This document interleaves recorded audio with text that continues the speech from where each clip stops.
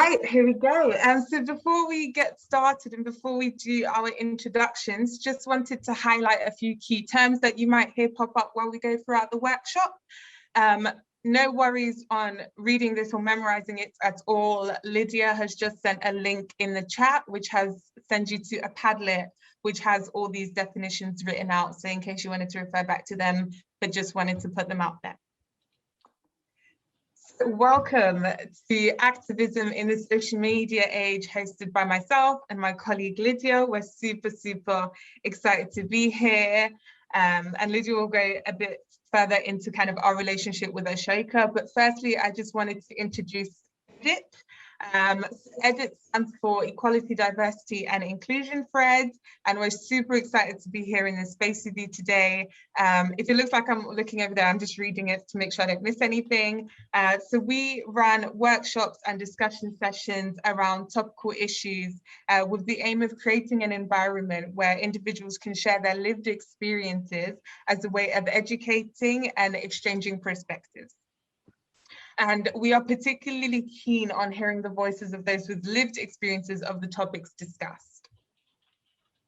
So firstly, hello, my name is Hulda Adeo, my pronouns are she and her, and I am the co-founder of EDIT. We are based in the UK, London. And just a little bit about me, all of my passion is around social activism, social change, and I'm quite big on creating initiatives and activities that engages the community and coming up with collaborative approaches towards tackling some of the social local needs. And without further ado, I'm going to pass it over to my incredible partner, Lydia. You're lovely. So I'm Lydia Collins and my pronouns are she and her, and I'm also co-founder of EDIT, and my background is in theatre and creative practice, particularly in education, and I focus on well-being and equality, diversity and inclusion. And Hulda and I actually met through the Ashoka U Exchange in 2018, so it's really lovely for us to be able to be here and share what we've created since. And it's really important for us to acknowledge a few things and to just set up the space, really. And we want to, first of all, acknowledge the Indigenous history of the land that this conference would have taken place on, and just draw attention to the fact that Indigenous communities have often been marginalised. And we want to acknowledge the fact that here in the UK, we are significant in that history as well of instigating and perpetuating that marginalisation. So our work in the UK is to try and educate people on the history of our predecessors and how this affects us now, and also to try and encourage people to move forward with creating a more equal, compassionate and respectful society as well. We also want to make it really clear that we want this to be an accessible and stressless space. And so if you do need to fidget or move to another seat, switch your camera off, mute yourself, listen in with your eyes closed, anything like that, it's absolutely fine. We just want to make sure that you are comfortable. And if there is anything that we can do to remove any barriers to your participation and enjoyment in this workshop, then please do let us know as well. Feel free to use the comment box and message us directly, or just commenting for everyone as well, because accessibility is for everyone. And also we want to acknowledge that some of the topics that we'll talk about will in their nature be quite difficult, sometimes triggering and debate inducing. So we've done our best to try and remove any explicit imagery, but we also understand if you'd like to mute our discussion or if you need to leave, we do understand that you need to put yourself first. And if you do need a moment to center yourself, then that's absolutely fine. We'll make sure that when we navigate the discussions, all points of view are respected and given time as well. And so we encourage everyone to participate and open up as much as they feel comfortable doing, and for everybody to respect that as well. And of course, it goes without saying that we want everyone to be able to contribute. And so that includes unmuting yourself and contributing verbally, or using the comment box function as well. Thank you, Lydia. So just to go over what we'll be covering in the next hour or so, social media, activism in the social media age. So we've seen the emergence of social media activism and wish to explore this with this generation's activists. We hope you leave this session with the confidence in your knowledge to be able to feel comfortable confronting issues in your communities. By challenging the perceived advantages of social media activisms, we hope to equip you to use your respective privileges to bring awareness to those issues and topics that may have negative effects on people from disadvantaged, minority, or excluded communities. So we've done this threefold, and we split it up into 3 activities. Firstly, we wanted to do a little icebreaker activity to explore what are some of our existing perspectives on social media activism. Then we want to look at some examples of social media activism. What are some of the benefits? What are some of the issues around it and how we can tackle it? And then we want to create an individual activism methods. What are going to be our individual ways of being change makers and activists online? And then we've developed a carrot methodology, which we'll go through further at the end, but it's about feeling like we have the resources and tools to go out there and make a difference using social media.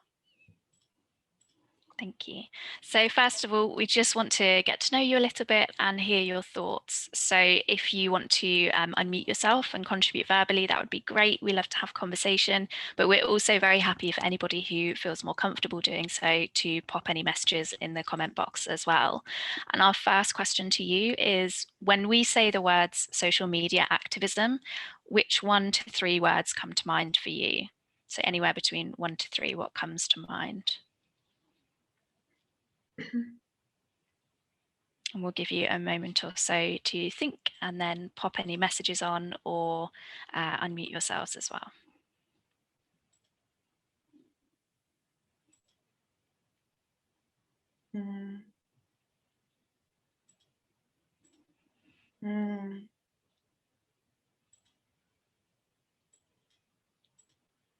These are really, really great contributions. Thank you. Yeah, that's awesome. Fab. So just to have a look at some of the comments. So we've got comments like respectful, human rights, and change, powerful. But then we've also got things like sometimes performative as well, which is what we'd like to dive into a little bit more. And then politics as well. So thank you very much. Awesome, that's great. Thank you for using the chat function if that's what you feel more comfortable with, but feel free to talk to us as well. I promise we're really friendly and we're just here to have an open dialogue so that we can have like a whole discussion around social media activism. And the next topic that we wanted to explore, if my computer cooperates, is based on your experiences, what have you seen to be some of the positives of social media in your activism? What have been some of the good things that you've identified? Again, we're just going to do another minute on this one, just to get your thoughts. I think that it reaches a lot of people. Absolutely. Okay.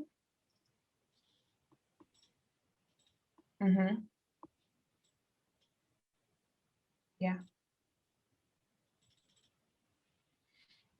So we've got community building and the ability to connect with social movements quicker, the reach. Yeah, absolutely. There are really good benefits to social media activism. Yeah, I didn't miss anything. Awesome. Ooh. Cool. So if we move on to our first activity then, so this was just for us to get a kind of general feel of how we're all currently feeling about social media activism nowadays. All right, let's get my mouse. So we were going to do breakout rooms, but I'm thinking since we're quite an intimate group, we wanted to prepare for however many people are going to show up, but then we also have a second plan if there is a small intimate group, which we do have, which is amazing, which means we can have really thorough discussions together and go through some of these perceived social media activism methods, and I'll pass it over to Liz to explain it further. Cool. So we want to one by one talk about these. Some of them are trends, some of them are movements, some of them are behaviors, and just have an open conversation and open dialogue. So we would really encourage you to contribute verbally if you're able to, or also you can use the comment box and we'll just read them out. But obviously we love to hear people making their own comments because we don't want to speak on your behalf. So the first one is Black Lives Matter. And our question is, as a thinking point, is it a movement or a moment?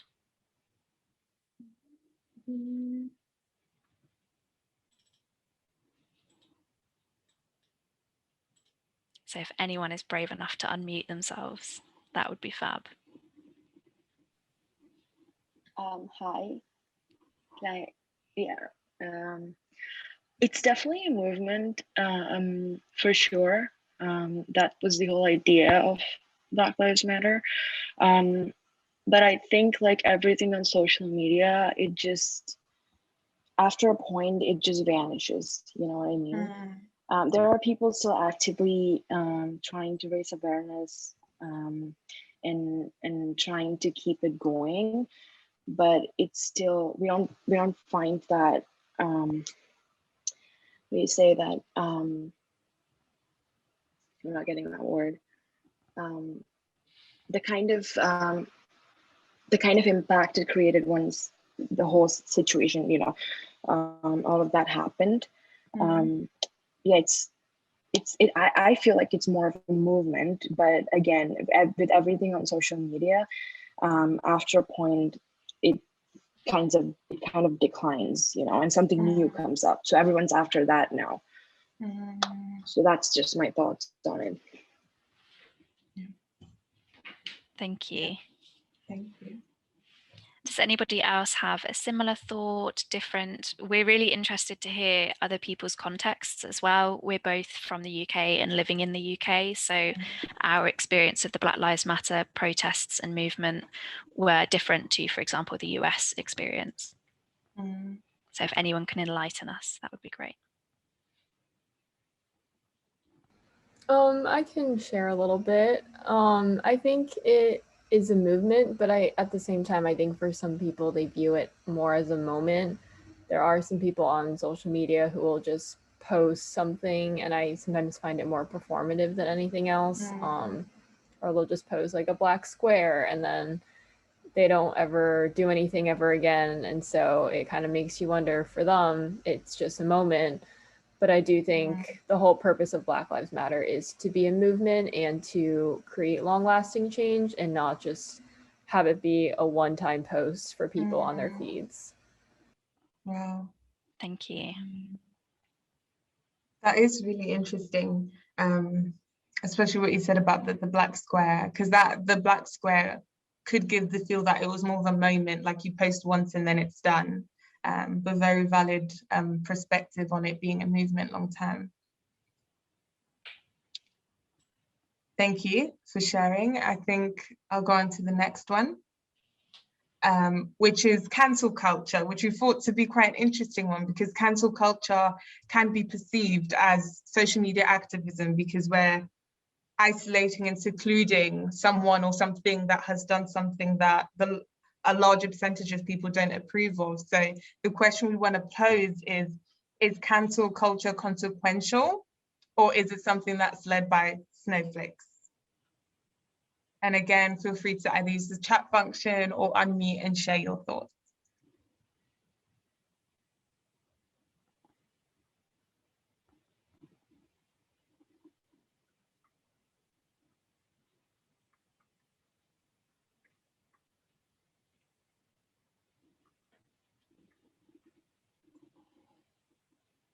Has anybody come across the term cancel culture before?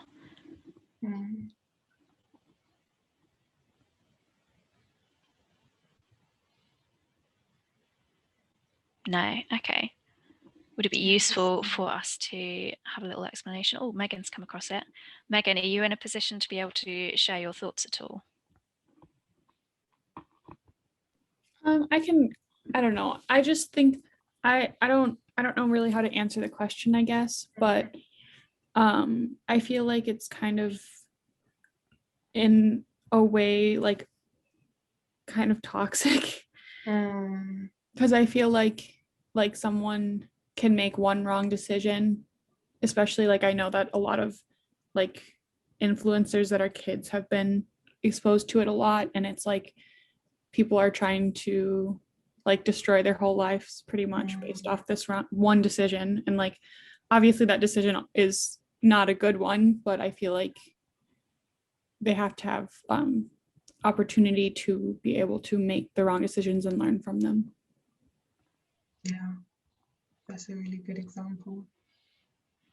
I think that's a really important point there, is the ability to learn from it. And I think that's where that kind of nuance lies, is whether it's repetitive behaviors or whether it is just that one mistake and then a perspective is shared and somebody learns from that. Good point. Liz, do you have any examples of cancel culture? That's quite a well-known one. Yeah, I think the first one that comes to mind is probably J.K. Rowling, because of her, I'm going to say it bluntly, transphobic views. And this has commonly been shouted out by the trans community and allies as well. And people are moving away from supporting her and her income generating aspects of her career as well. And I think that's a really interesting example of somebody who at the very early stages could have, as Megan said, acknowledged a mistake and learned from it. But in this instance, it was that repetitive reinforcing of those problematic ideas that got her into trouble ultimately. So with the example that Lydia just gave, just going to open it up again, is cancel culture a good way of enforcing social media activism, or is it like Megan said, oh, like you've made a mistake, you shouldn't be completely isolated and condemned because of that? Just want to get a bit of your thoughts on that. Again, either unmute or chat box.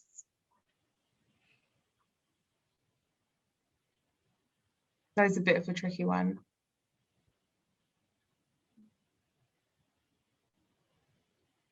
I can add to it again, I guess. I was just gonna say, I feel like it kind of depends on the situation, because like just what you were saying, like in some situations people have made like multiple comments on something that is like not okay, and other times it's just like one decision. That's it. Yeah, absolutely. I think we're ready to move on to the next one, Liz. Do you want to lead on that one, or shall I? Cool. So the third one that we kind of posed to you is about sharing videos of police violence. And maybe quite a lot of us have experienced this on our news feeds recently. So we want to pose the question. It doesn't need to be an answer, it's just a thought. We just want to hear what you think.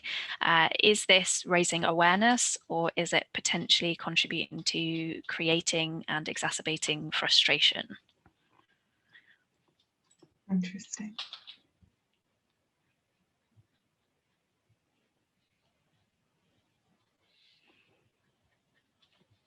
So can anyone identify either a positive or a negative of sharing videos of police violence? I can share something. Great. So I've seen this a lot recently. I'm sure all of us have experienced the same. I think it's both. There's a raising awareness side to it. Just it started out that way, and it has been the reason for a lot of conversations out there. So there's definitely that positive side to it. But on the flip side, just after this movement kicked out, I think a lot of people were just trying to create frustration. Also because there were stories of people, you know, posting videos of the police when actually they had a reason to arrest, or just trying to kind of defame, police and stuff like that. So there's that both side to it. It's supposed to be raising awareness, but I also think we don't know. Sometimes we don't know if it's like if it's a false news or if it's actually legit. That's just what's happening right now. When it started out, I think it was more of raising awareness, but now you can't really tell. So I used to share it in the beginning, and I see posts like that, thinking, oh, that's not right. But now I have to do my own research and go kind of go behind the source to kind of know and confirm if it's right or if it's a false news, because you don't want to create frustration, right? And, yeah, so that's just my thought. Thank you. Howder, I'd love to hear some of your thoughts on this as well. Yeah, I found that really interesting. Firstly, thank you for sharing, Angel. But what you said on, people just, for example, recording because they know that there's some kind of conversation going on about it already and they want to contribute to it. And even if, for example, some of the videos of people being arrested are for valid reasons, people can take that and take it out of context to make it seem like the problem may be bigger than it actually is, or to exacerbate it more, or to add more fire to the fire, essentially. But like you said, it's easy to share it at the start, and then when you kind of go out and do your own research, you're like, actually, there's a bit more to the story there. So that's really interesting. Thank you.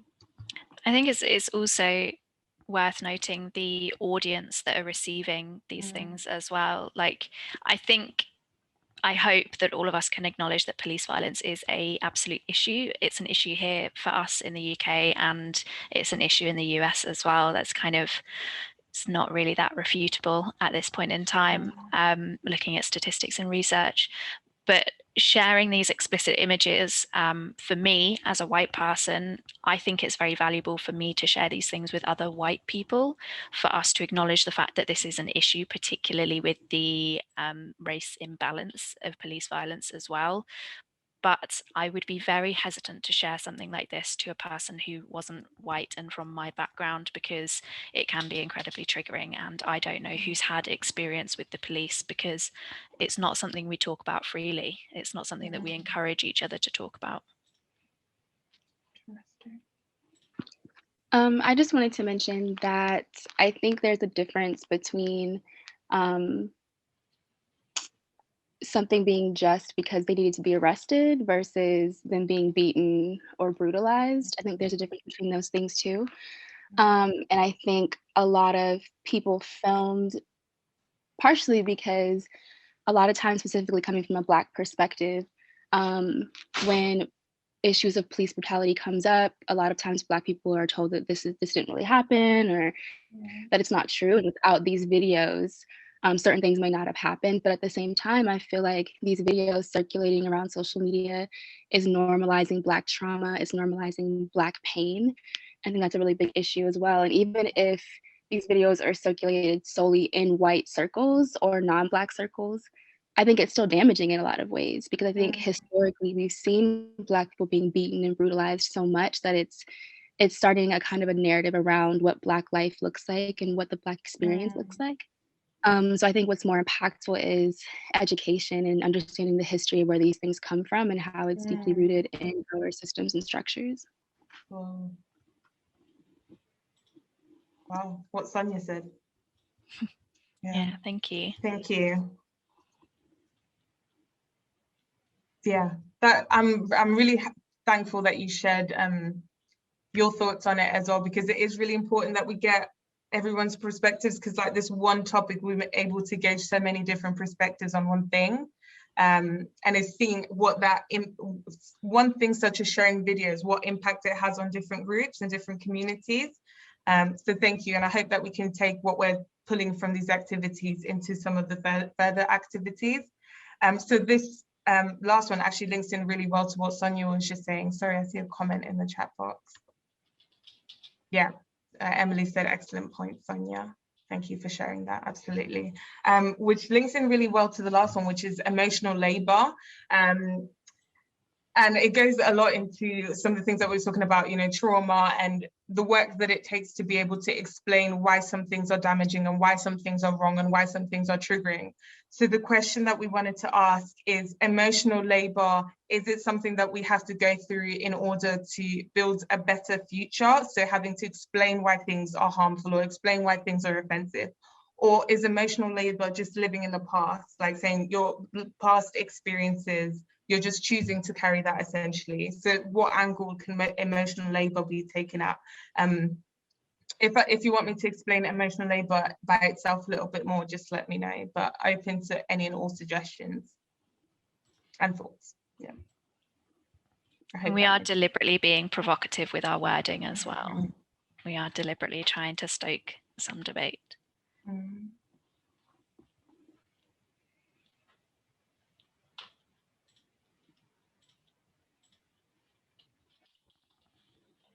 Okay, I'll pose it to Lydia quickly. Do you have any examples of emotional labor and any of the contexts it could be taken in? Yeah, I think there are lots of examples of emotional labor from anybody who has experienced any sort of oppression, inequality, any sort of negative behaviors due to something that is about them. And so if I was to speak about lived experience, for example, I have many times had to justify, for example, my hesitation with walking on my own in the dark. It's something that a lot of people have had to have lots of reasons, lots of justification, lots of me sharing events from my life which have contributed to that fear as well, which is emotional labor because I'm having to naturally relive those experiences in order to communicate them to somebody else. And that's coming from the perspective of somebody who has a lot of privilege. I completely acknowledge I have a lot of privilege. So then if you think about that from other groups, I don't want to speak for other groups, but there have been lots of conversations where communities have had to justify why something isn't right by explaining the issues of that thing. And that is emotional labor because it's draining to have to discuss those things and justify those experiences. What about you, Hulda? Just even on the being alone one as well. I'll just give a quick example. And if anyone has anything that they'd like to contribute, feel free to interrupt me. But even I was having a conversation with a couple of other females actually, and I explained, yes, I'll let Emily go first actually. No, go ahead, you're good. I was just gonna, so for example, I'm a bit, before the pandemic, I used to love traveling, and I developed a bit of a hobby for solo travel, which is, you know, a bit whatever or however way you want to look at it. But then I was discussing with my friends some of the concerns that I have, and I said, you know, I'd be traveling alone, and they said, oh yeah, that's awful. And you know, I'm female, oh yeah, that's awful. Yeah, and I'm Black, and they were like, we don't think that's an issue. And I was like, do I have the emotional capacity to now explain why this might be an issue if I'm traveling to countries where there may not be as many people that look like me? And then I have to make that choice right there. Do I want to explain it, or do I just want to, you know, what is the most productive thing to do in that situation? And that's just one example of mine. And I'll pass over the floor to Emily. Yeah, no, thank you for sharing that. I'm glad I didn't interrupt that. I think it's interesting with this question because so I'm studying sociology in school, so it's kind of all about like your biographical identity in relation to like where you were born into, kind of. And so it's kind of that like we were born into systems that we didn't choose and we didn't create, and that like yes, we are the authors of our own story and we are independent and have our own autonomy, and also we were written into pre-existing stories that we didn't have any kind of input into, I guess. And so I think some degree of emotional labor is impossible to escape and necessary in order to move forward, especially with like the injustices and marginalization of various identities that we currently see. Like there's no way to move forward unless we identify the impacts of the past. At the same time, like yes, you don't want to get lost in it for sure because we are still in the present and moving forward, but like other people's stories and the systems that we were built into take away some of that autonomy and put forth some judgment onto us. And so if you don't acknowledge what those are, then you can't really move forward, I guess.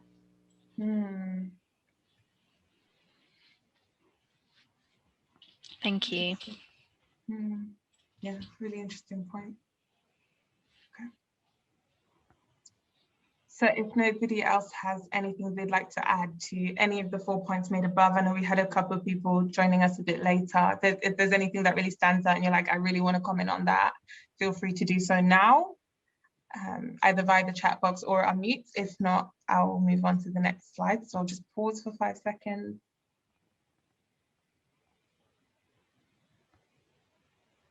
Cool. So I'm going to throw it straight over to Lydia to explain the next activity. I don't think we need to go onto the Padlet link, just go for it. Yeah, so here we've got some examples of social media posts.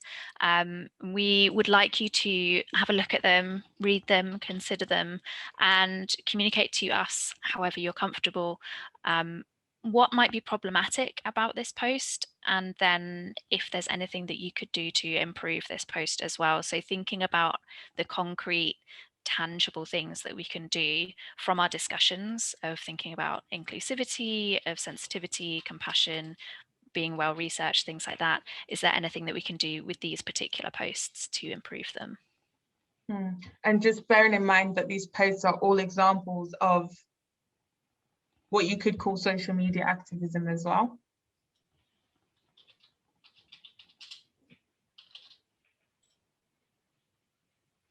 So I'll just put a link for the Padlet as well, in case anybody wants to click on that to use a screen reader, for example, for the text.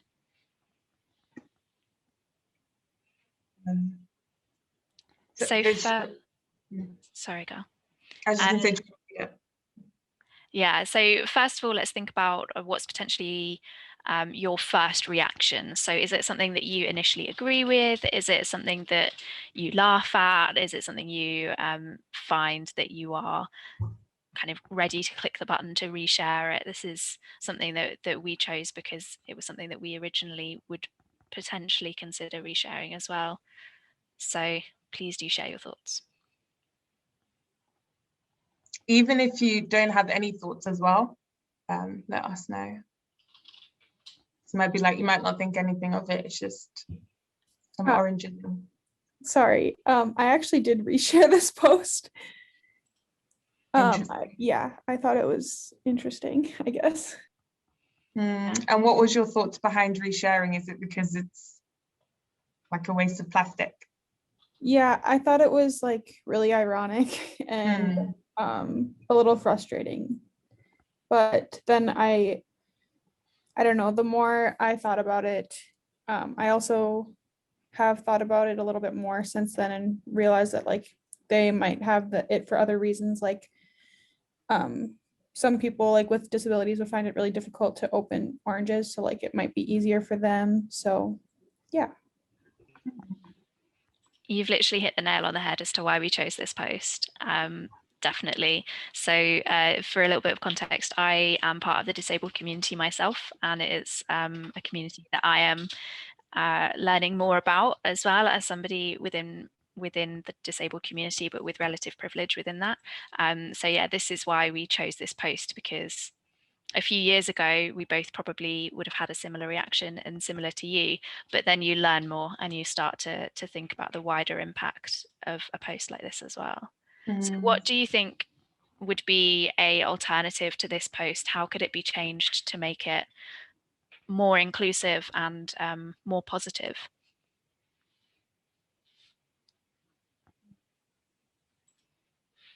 This is a question to anyone, or to you, Megan, again.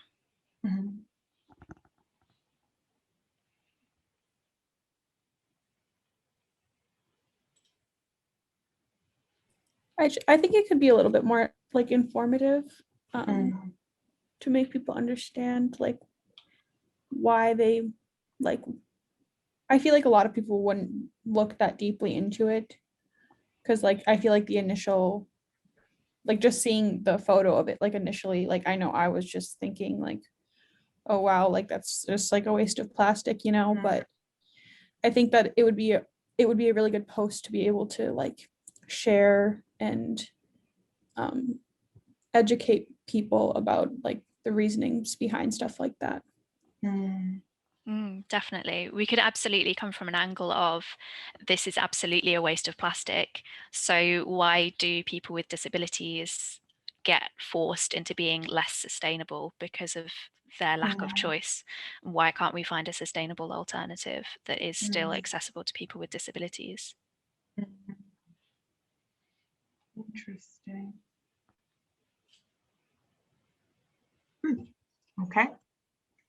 Yeah, shall I, unless anyone else has anything to add?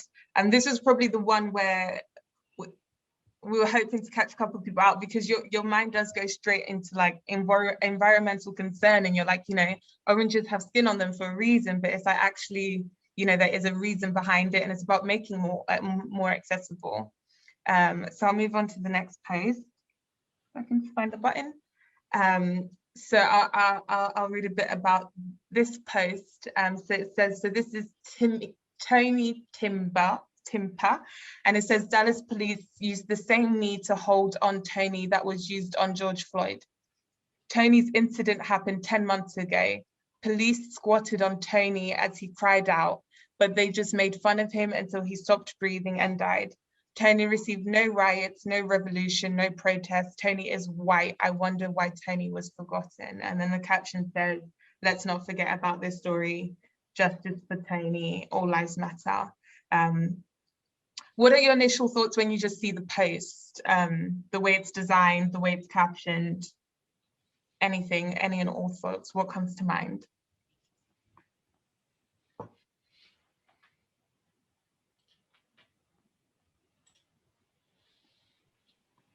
And we are still keeping an eye on the chat box as well, if anyone wants to use that. And so it looks like almost like a reaction to the Black Lives Matter movement, because there are references in the post, right? Saying that Tony received no riots, no revolution, and whatever. So they're kind of comparing it with the Black Lives Matter movement. And I think that kind of takes away from the issue on hand. I don't know, that's just my thought. Yeah, sure. So taking away from the initial Black Lives Matter movement that was arise from the George Floyd situation. Okay. Yeah, kind of, they're trying to like kind of making comparisons between the both, right? Right. And we've got a comment from Emily as well that says, it seems very provocative, less about acknowledging his tragic death and more to upset and trigger the BLM movement. Would anybody else agree, disagree? Emily, do you want to add anything to that at all? I think I kind of agree with Angel there and what she was saying, that it's less about like kind of the use of force and more that, oh, but why didn't we get the same reaction kind of from the BLM movement? So it's less about like anti-police brutality and more like, look at me, I also have this problem, which kind of evades the whole point, I guess. Right.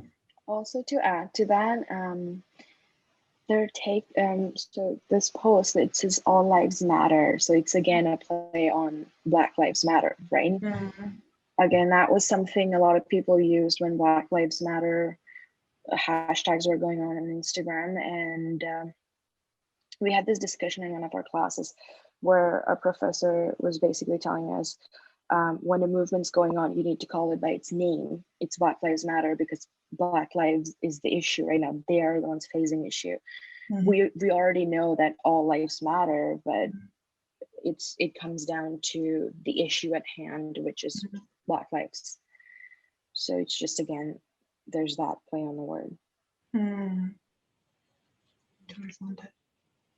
Awesome. Thank you.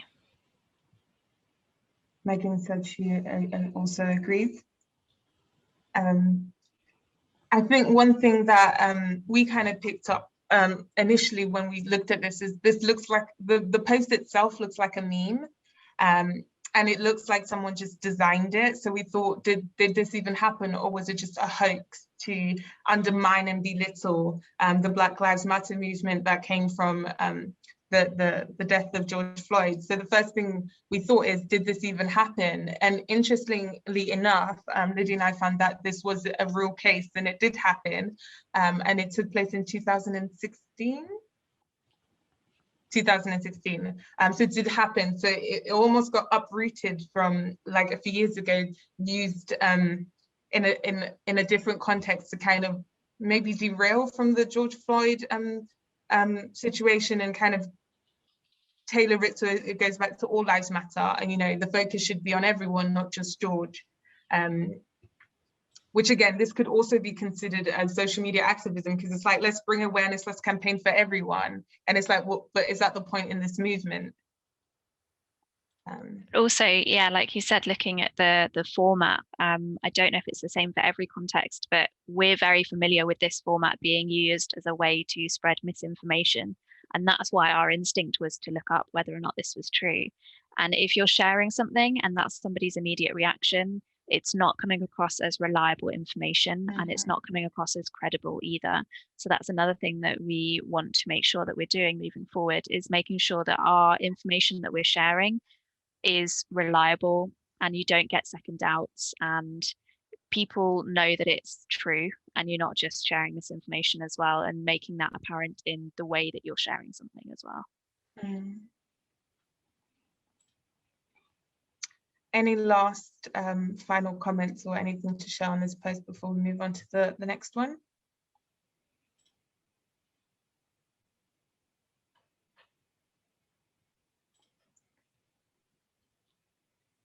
So I'll take this one, which someone has already mentioned, which is great. You're 10 steps ahead.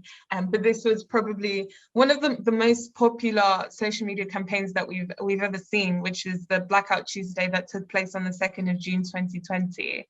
I'm just going to open it straight out. What were your thoughts? Did you post a black square? How did you feel about seeing all the black squares on your social medias? And was it a productive social media campaign?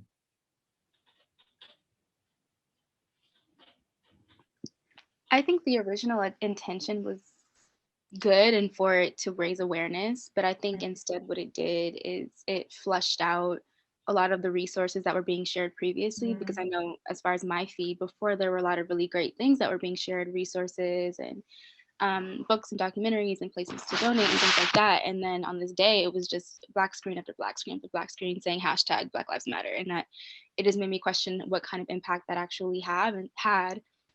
And then I feel like a lot of people posted it and then never talked about it again, never thought about it again, and just it didn't really have the impact that I think the original intent was meant to have.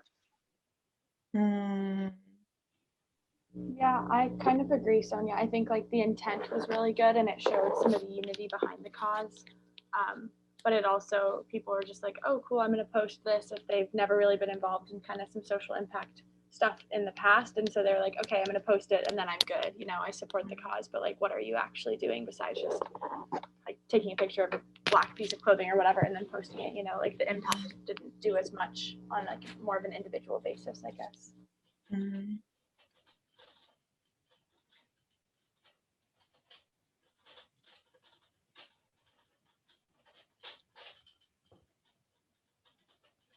What was quite interesting about this Black Square, I was very excited when I heard about this movement, because I knew that it was going to happen, and I was like, this is great. Finally, we're going to have like a global movement towards this thing. But then I started to feel as if it was kind of a cop out. Like you could post this one square, and now you're an activist. Everybody knows that you stand for Black Lives Matter, that you love all races and you're this magical person, but that was kind of where it started and ended. So I thought it could have played a really good mobilizer for creating the conversations, but it felt like the end of a conversation because people felt like my job is done. Well, that's how it felt here in the UK. I don't know if it was kind of a different feel over wherever you are in the world. So personally, I did post the black square, but I know Lydia did not. I'm sorry to throw you into the Lydia, but you took a different approach on this day. Yeah, so my approach was to stay quiet on this day and allow other voices to be heard above mine, and then since generate those conversations, confronting my family, confronting my friends, confronting the people that I met and strangers on the internet, as I think we all get caught into doing sometimes. That was kind of my approach. After learning more from people who are sharing their experiences and their thoughts, particularly on this movement as well. I think had I not spoken to a few people or heard a few people, I maybe would have posted this, but I was quite lucky that I was educated quickly on this day that actually this isn't the most productive use of our social media outlets. So yeah, it was an interesting one at the time. I think we had some really interesting conversations about it on that day as well. We did. Just whilst everyone, I hope, has access to their keyboard, would you be able to just note down in the chat whether or not you thought this was a productive social media campaign, just yes or no, just so we can get a rough idea of how we're kind of feeling about this square.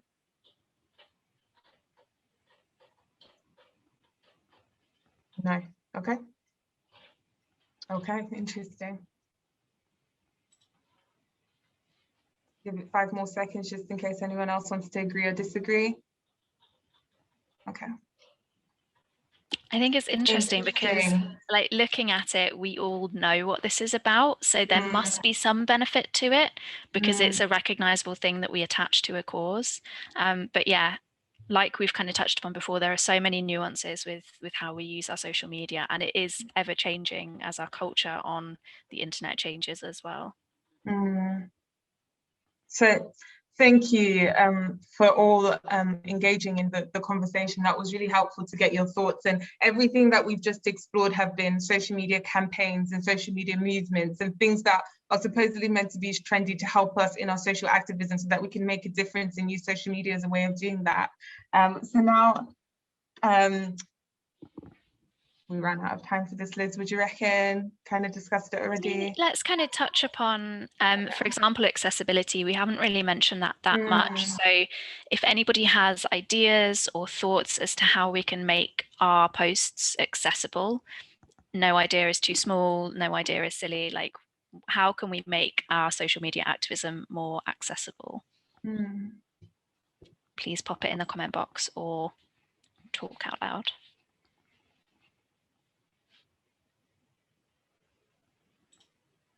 Let us know if you want us to explain what we mean by accessibility as well.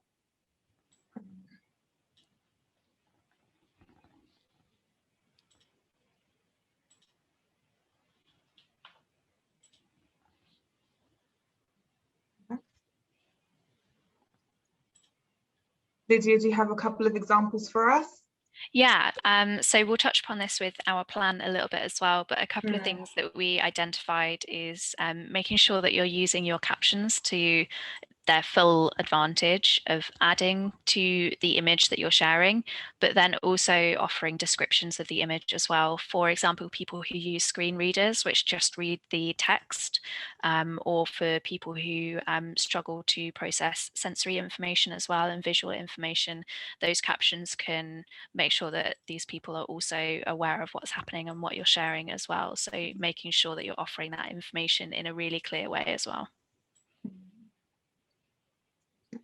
And I know we kind of just like really drilled the last 3 posts, but from what we did explore, the black square, news story and the oranges, are there any positives that we can take away from these 3 posts that like, actually this bit worked quite well, or actually this is quite good, it was just used incorrectly? Any positives from those posts? And perhaps how we could share it differently if we did think that was a good material to bring awareness to.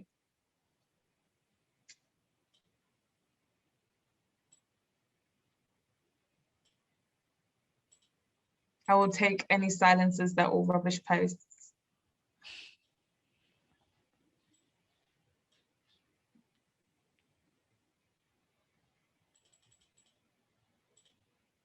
Okay, we all very much did not approve of the posts. I think at the time we did kind of discuss some of the benefits of the spirit of them, but maybe there are ways to tweak them to make them more effective in our desired outcome, because realistically, we all probably care about sustainability. We all probably care about police brutality being reduced, and we all care about, you know, people being equal and treated equally and having equal access to opportunities and things like that. So we all probably agree with the spirit, but the way that they're transferred from one person to another was problematic in some of those cases.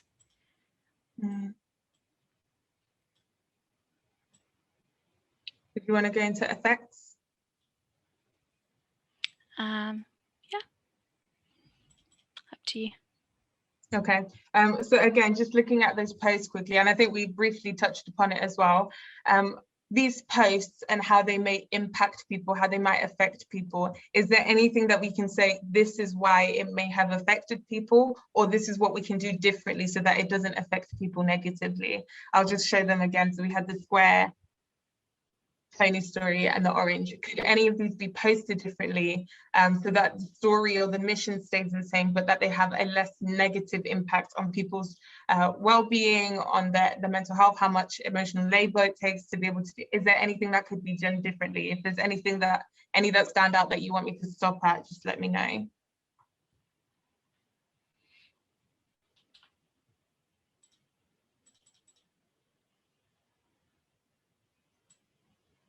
I'll talk about the effects of this one whilst we're just kind of, if you're having to think about it, or if you don't wish to contribute, that's also okay. I think this had a lot of potential to have a lot of good, but as we kind of all kind of concluded, was it was not productive in the end of it. Although the intent was well, perhaps if this had been done differently, as Sonia said, if it could have been used as like a tool to shed light and amplify some of the other resources, that could have been really helpful. This movement could have maybe been a little bit different.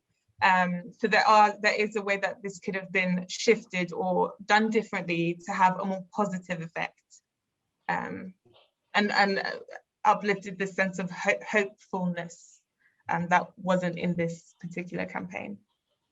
Yeah, but I think adding to that might be a good place to utilize the caption, and like other people have said, actually share resources, using that, sharing information, making it clear, if you're an ally, that you're an ally, making it clear that if you have lived experience, if you're comfortable sharing that, doing so.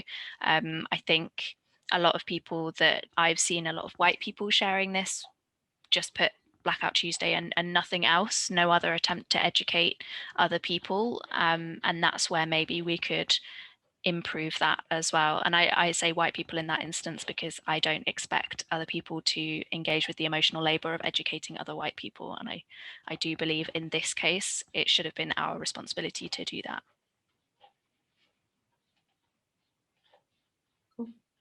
So I know this has been quite negative and we've been kind of beating down all of the posts, but the whole point of this workshop is to kind of shed a light that we can use social media for good and to actually make a difference, and to go out there and really use it as a tool for us to get the message out there and be able to promote social good and really good campaigns that need some more light shed on them. But it's just about how do we do it and how do we do it responsibly. And it's about remembering that social media and social media activism is not perfect. I don't think we'll ever get it right.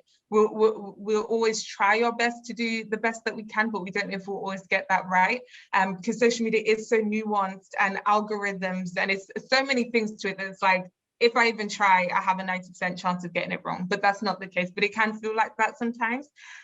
So we wanted to kind of consider some of the positive ways of contributing to social change and inclusion by using the platform that social media gives us. So what are some of the benefits? And we've identified 4 key benefits that it will be a bit of a lecture now, but it's just because we want to be able to inform and provide those resources. And it's that you can reach more people through social media, and you can reach people from all across the world who have similar interests and that are also striving towards the same thing. It's an opportunity to share knowledge and research, like we've been saying. It's a platform to be able to share really good resources and really good movements. and you can engage with people who aren't in your circle. I think both Lydia and I have had experiences where people in our immediate circles do not share the same views as us. I think we both worked with someone for a very long time who's Black, and then we found out during this whole campaign that they were in All Lives Matter, and it was something that I personally struggled to get my head around, but I was like, but you know, everybody has their different opinions and thoughts around each thing, which means that you can engage with people and be able to mobilize those conversations and be like, yeah, and this is how we could do that. And it's also a really good platform to share experiences and your own lived experiences, and use that as a way to engage and interact and be able to contribute to these movements. So I'm going to pass it over to Lydia now. He has a bit of a table on how we can do better in our social media activism. Yeah, so we've created a table to sort of culminate all of these ideas to try and create some really tangible ideas moving forward. And this is absolutely not exhaustive whatsoever. There are so many more things that we can be doing, but this is our kind of cumulative netiquette, so etiquette on the net. And so we've had our, benefits of social media that we've identified. So for example, reaching more people. And with doing that, we want to make sure that we get a positive, necessary, and productive post out to a wider audience. And the way that we can do that, creating the positive, productive, necessary posts, is to be sensitive to triggers. So we've commented here about explicit images of police violence, things like that as well. In those cases, we would recommend using trigger or content warnings, just so that people who are just, scrolling on the web, they don't consent to seeing everything that you're sharing. But if you can allow them a barrier to make sure that those explicit images aren't straight away visible, then this is something that we should all really consider as well. And then, like we've said before, adding those accessible options as well, like image descriptions, alternative text, and in cases where it's relevant, plain text versions as well. And then our next benefit was to share knowledge. And this is a pretty simple one that we're all probably very knowledgeable on, is that we just want to make sure our posts are informed and accurate. We don't want to spread misinformation, especially about causes that we care about. We don't want to undermine those causes by accidentally sharing something that isn't true, that ultimately is harmful to our cause as well. So the way that we do that is simply just by researching and fact checking before sharing or creating a post as well. Next is the ability to engage with people outside of our immediate circle, and we want to make sure that we can make that communication effective, compassionate, and respectful. And the way that we want to do that is to encourage you, if you feel safe to do so, that's the important thing, if you feel safe to do so, to comment on the idea and the philosophy, not the individual. So making it about the idea, not the individual that you're talking to, not going to base insults, things like that. And also something that we've both noticed in our activism and in posts that we've been following, things like that, is where there's an argument of two sides. If somebody has a typo, for example, people pile onto that and use that as an excuse for that person not being intelligent enough to understand the concept or understand what is right or wrong, which is really problematic because it is not very considerate of people, for example, with multiple languages or people with reduced dexterity or dyslexia. So we just want to make sure that we look past things like that, because there are much more productive ways of going about that conversation. And then finally, as we've mentioned, having a platform to share experiences. We want to make sure that we can share our own experiences, but then also the experiences of others as well. We want to make sure that we're standing up for people with different lived experiences and using our platform. And in doing that, we want to make sure that we're not speaking for other people, but instead we're using our platform to amplify their voices. And that's where sharing other people's content comes in, and making sure that those voices are heard, and it's not through Chinese whispers of people without that lived experience. Lovely. Thank you, Liz, for going through that. As Lydia was talking and going through the table, it just made me think, you know, social media is such a powerful, powerful tool. Like I was thinking people can build businesses just off social media. If everybody campaigns for a movement, it can quite literally force organizations and governments and councils to change their policies, to make them more inclusive, because there's a very strong light being shed on it. So if we're able to use that and mobilize it for our good, then social media activism can actually be really powerful. So we've developed a concept called Carrot, right? And it's about, you know, kind of like think before you act, and making sure that our posts are being put out there to do good, because there's so much content out there. It's very saturated. So it's making sure that we're contributing positively to it as well, right? So when deciding to post and saying, what I'm about to post, is it compassionate? Is it considerate of how it might impact other people? Could it be harmful? If not, do I need to post it? Is it contributing to social good? Is it helping? Is it accessible? Do we have those image descriptions? Am I formatting it in a way that people from different communities, or from maybe a part of a disabled community, would be able to access it and also hone in on this? Or is it just targeted at ableists? You know, making sure that we're making it accessible. Is it responsible? When we're posting, are we thinking about the impact that it could have, or are we just posting it because we're angry and we want to backlash, or are we doing it because we want to make a difference and we think this is a really good way of contributing to it? You know, social media has become a place where if you're even dissatisfied with a product, companies are now scared to get a tweet directed at them of a customer unsatisfied. That's the power that social media now has. So are we using it for social good, or are we contributing towards fake news and things that haven't been well researched? So it's important to be researched when we're deciding to post on social media, making sure, for example, with Tony Timber's story, it was a true story, but we had to go out there and research it because it didn't look legitimate, and making sure that when we're resharing, we're not resharing fake news. But also, although we're kind of making sure that everything is being, you know, done properly, but actually doing it and having the courage to post, because your post could make the difference. And we've spoken a lot about posts being able to reach a wider audience, but even if your post can reach one person and it makes a difference to them. When we've done this workshop previously, the orange photo that came up, most of the workshop participants did just laugh at it. And as soon as we said, you know, it can help people with disabilities, at the end they were like, actually, thank you for that, because I had never thought of it that way. So even if you're only reaching one person, it is important that you are speaking and that you do feel like you're making a difference when you're posting. But also being thoughtful, knowing that, you know, by contributing to any form of social media activism, that you are making a difference and you are being considerate of communities that may not be your own. So even if you are sharing your own lived experience and you're amplifying the voices of others, that's a really caring and compassionate thing to do, because it's become very easy to be able to post a black square and be like, I've done my job, but it's actually, no, I've actually done the research and I want to do my bit, and this is what it looks like.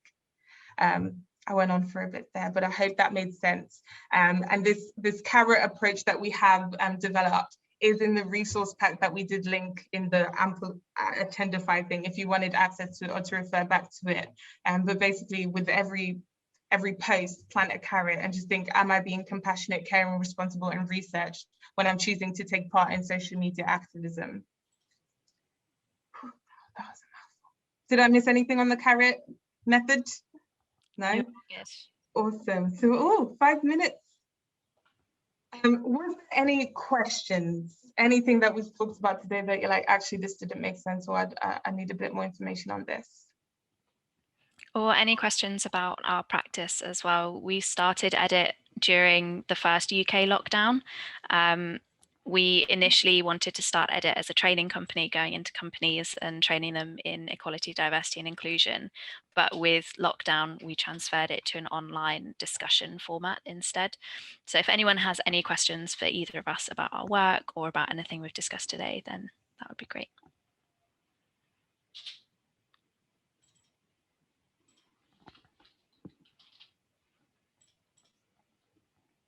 Oh, thank you, Emily.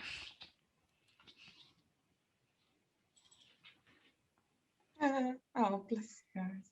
And thank you so much for your contributions as well. Yeah. You might have guessed our discussions are all about the discussion. We listen to each other and ourselves a lot, so it's all about hearing other people as well. Yeah, sure. Feedback. So I'm just going to pop a link in the comments. So as part of EDIT, as we both are also coming from an academic background as well, we are very, very researched, and we compile all of our feedback from every workshop that we've done, every discussion that we've done. We also have just registered as a legitimate company, so we want to be applying for funding. So if anyone has literally a minute and a half or 2 minutes to fill out that Google form, that would be amazing, and it would really, really help for us moving forward as well. Please, feedback form, it helps us out a lot. It's because of the feedback that we got from our previous workshops that we were able to apply to do a workshop here at this conference. So it does make a huge difference. No, only take a minute, and we would really value your input. So the link is there. Really appreciate if you could fill it in. And thank you for joining us this morning, this evening, this afternoon, wherever you're listening from around the world. We'd love to keep in touch if you're interested in following our work and what we're doing. Hopefully we can go global. So do follow us on LinkedIn, jot down our email, and please keep in touch. But apart from that, thank you everyone for joining us. Look forward to receiving your completed feedback form, and let us feel free to stay on a couple more minutes if you have any questions or comments. I shall stop sharing now. Shall I stop sharing? I'll leave it in the screen. Yeah, leave it for a minute or so. Also, if you want to email us if you're interested in coming to another discussion, we've done lots of different topics. We've done discussions on white privilege, trauma, loneliness, lots of different EDI related topics as well. So if that's something that interests you, we would love to have you along at another discussion as well. Yeah, for sure.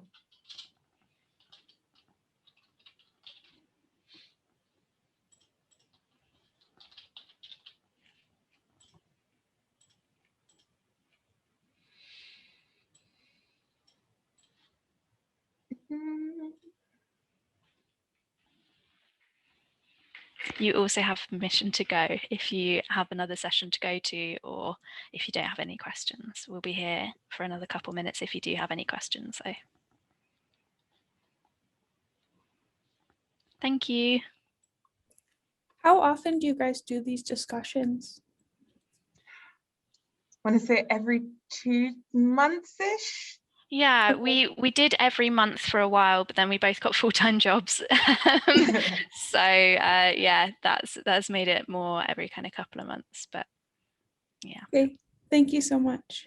Thank you, Megan. It's been really lovely to meet you. You too. Thank you, Sonia. Thank you, Angel. Thank you for contributing to the discussion as well. It was really valuable to hear your perspectives.